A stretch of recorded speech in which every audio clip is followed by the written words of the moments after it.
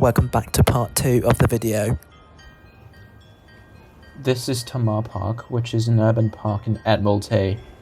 This is an attempt by the Hong Kong government to provide some green space in this very busy city centre. Over the weekends, especially since the pandemic, this place has been very crowded with people setting tents up. Some domestic helpers are engaged in some serious chit-chat. The central government complex and the legislative council complex are adjacent to Tamar Park.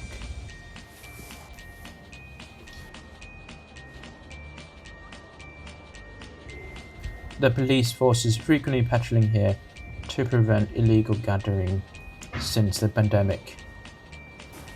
The white building with circular windows is Jardine House, formerly known as Connaught Centre. It is owned by Hong Kong Land Limited, a subsidiary of Jardines. I used to work here, being involved in financial services. Let's get a closer look of the AIA Ferris wheel. The AIA Carnival used to be located here. It has some of the most intimidating yet scenic roller coasters. Jardine House in the back used to be the tallest building in Hong Kong until its record was completely demolished by IFC2. And more recently, ICC, the International Commerce Centre on the other side of the harbour, became the tallest building in Hong Kong, and you can't see it from this angle.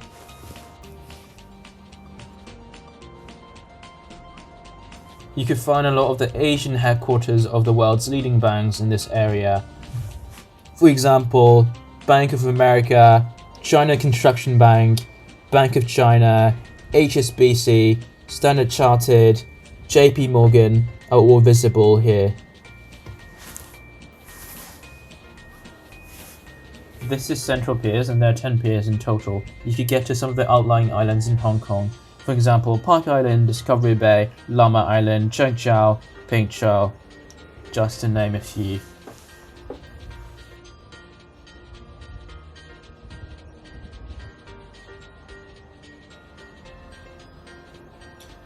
IFC is a prominent landmark in Hong Kong. It consists of 2 skyscrapers, the IFC Mall, which houses some of the most trendy stores and luxurious brands in the world, and the 55-story Four Seasons Hotel in Hong Kong. Tower 2 is the second tallest building in Hong Kong, at over 400 meters just behind ICC, which is the 31st tallest buildings in the world. This is the cruise terminal, which is right next to the China Merchants Group building. The group was founded by Minister Li Hongzhang as part of the self-strengthening movement during the later part of the Qing dynasty. Its purpose was to capture part of the international trade, which had been monopolized by foreign companies based in treaty ports.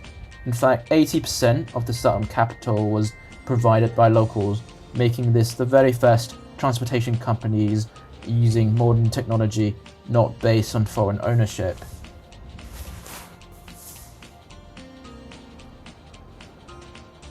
This cruise terminal is known as the Hong Kong-Macau Ferry Pier or the Shun Tak Heliport. You could travel between Hong Kong and Macau from this pier. Unfortunately, during the time of filming, a travel bubble isn't formed between Hong Kong and Macau yet, which means you have to quarantine for 14 days if you travel from either end.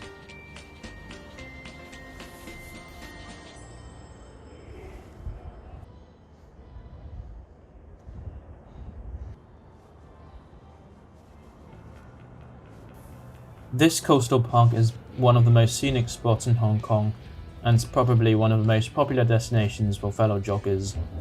So if you're anywhere near Hong Kong, I would definitely recommend checking this spot out.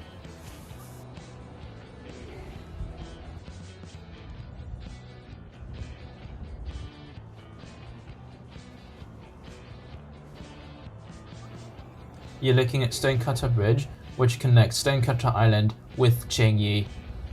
There are about 1,300 bridges in Hong Kong, and Hong Kong-Zhuhai Macau Bridge is the longest bridge in Hong Kong.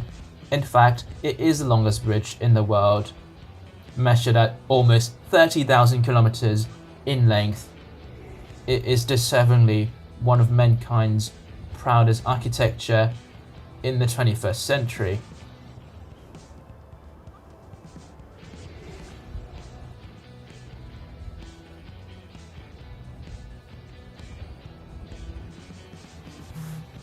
Let's take things slowly and enjoy the breathtaking view of Hong Kong from this angle.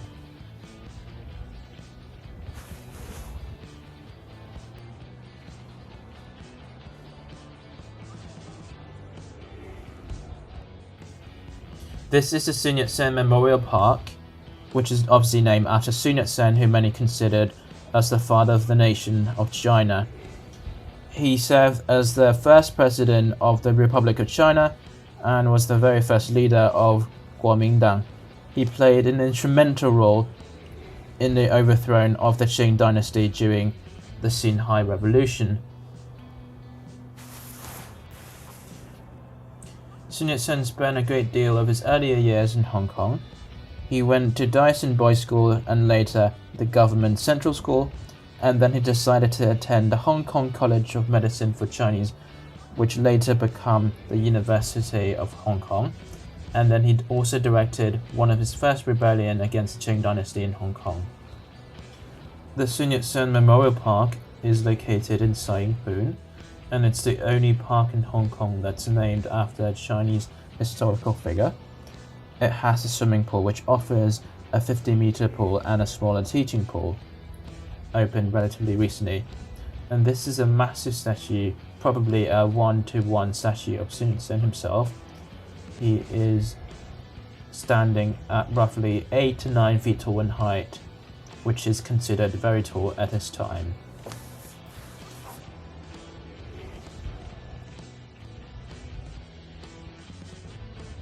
This is a picture of the four bandits, and they were keen on discussing current issues and overthrowing the corrupted Qing dynasty. And if my memory serves me correctly, the names are Yang Haoling, Sun Zhongshan, Chen Xiuba, Yao Li. As we approach the end of our trip today, we are crossing a bypass that takes us from Sun Yat-sen Memorial Park to Sai Ying Pun Station. And I must say, Hong Kong has some of the best signages in the world. You could hardly get lost in this area if you're not an absolute idiot. Bienvenue sur la route de Ouest, and you guessed it, there are Deville Road West, Deville Road Central, and Deville Road East. In fact, a lot of the roads in Hong Kong have 3 sections. Queen's Road is another example.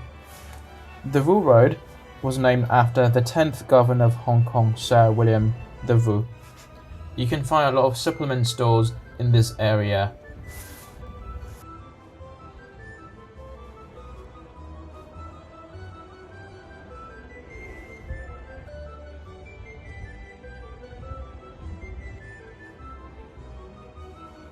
I'm in Sai Ying Pun Station, which means that we have arrived at the destination of our very insightful and exciting trip. I had a lot of fun making this video because the locations are so interesting and historically rich. Make sure to leave a thumbs up for this video and subscribe to my page if you haven't already done so. Also, let me know down in the comment sections what are the other routes you want me to take in the future. Anyways, it's been an absolute pleasure. So long.